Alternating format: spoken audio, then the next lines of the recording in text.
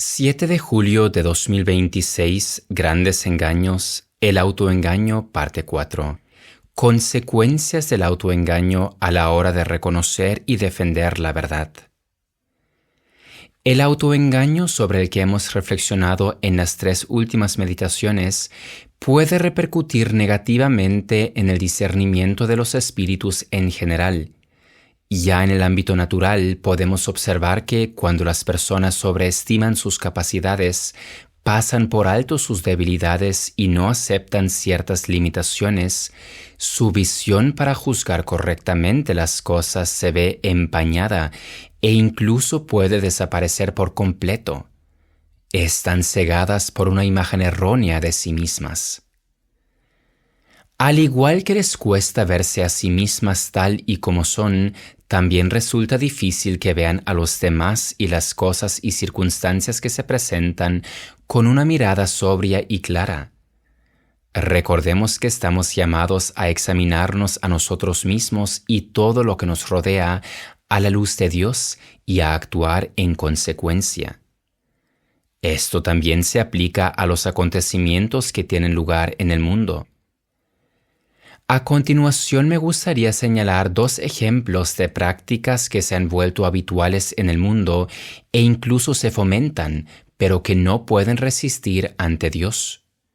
Lo trágico es que gran parte de la jerarquía eclesiástica ya no brinda el debido apoyo a los fieles para afrontar las confusiones que se les presentan en el mundo, sino que en parte incluso contribuye a dicha confusión. Veamos 2 ejemplos.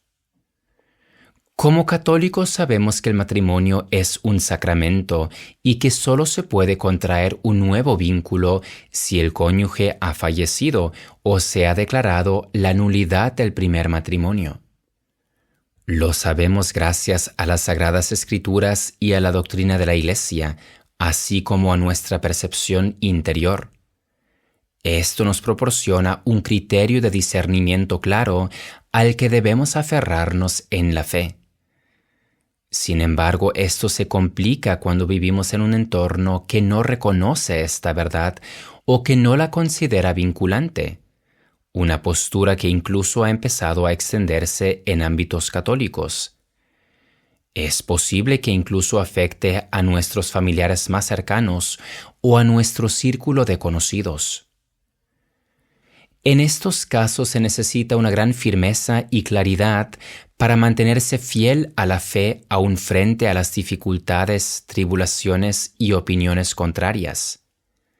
Pero si vivimos en un autoengaño, aunque sea solo parcial, nuestra integridad personal se ve debilitada y la luz de la verdad no puede iluminarnos con todo su esplendor. En su lugar aparecen fuegos fatuos que nos ciegan y debilitan.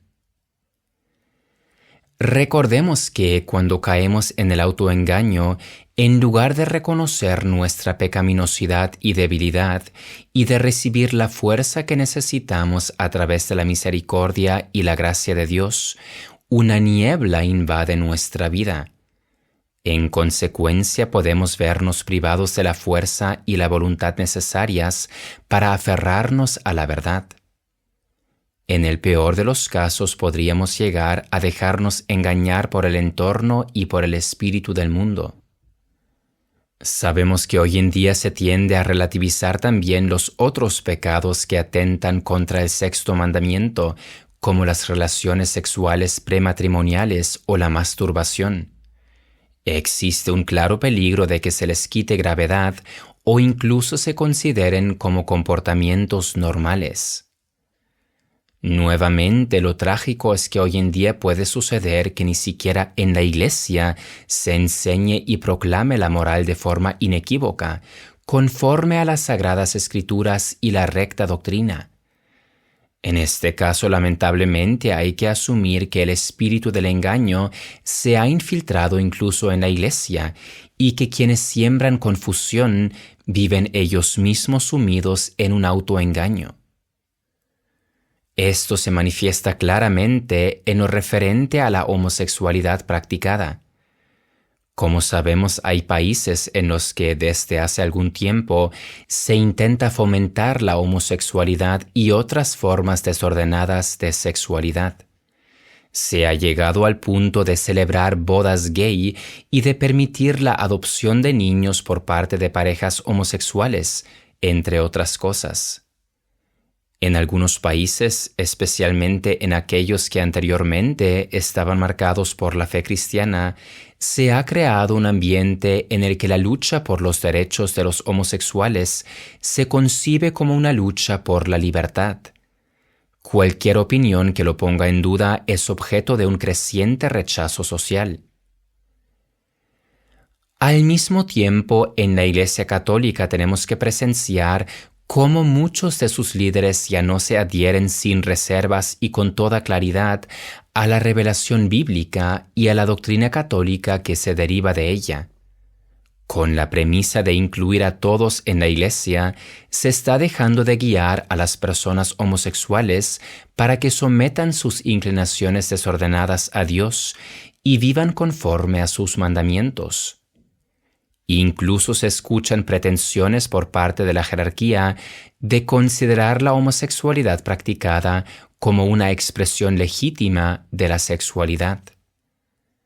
Sin embargo, se trata de un gran engaño, pues las Sagradas Escrituras y la doctrina de la Iglesia afirman inequívocamente que la práctica homosexual no corresponde al plan de Dios.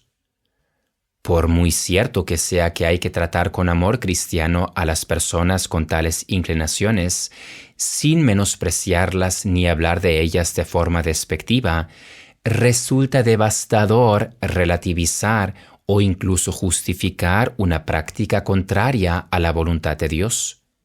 Eso sería una gran ofensa contra la verdad y por tanto contra Dios, y también una falta contra la persona que tiene esas inclinaciones. ¡Qué confusión! Mañana seguiremos hablando sobre los grandes engaños. Y el verso de comunión que escuchamos dice: «Has amado la justicia y odiado la iniquidad, por eso el Señor tu Dios te ha ungido». Propter veritatem et mansuetudinem et justitiam, et edus et mirabiliter dextera tua.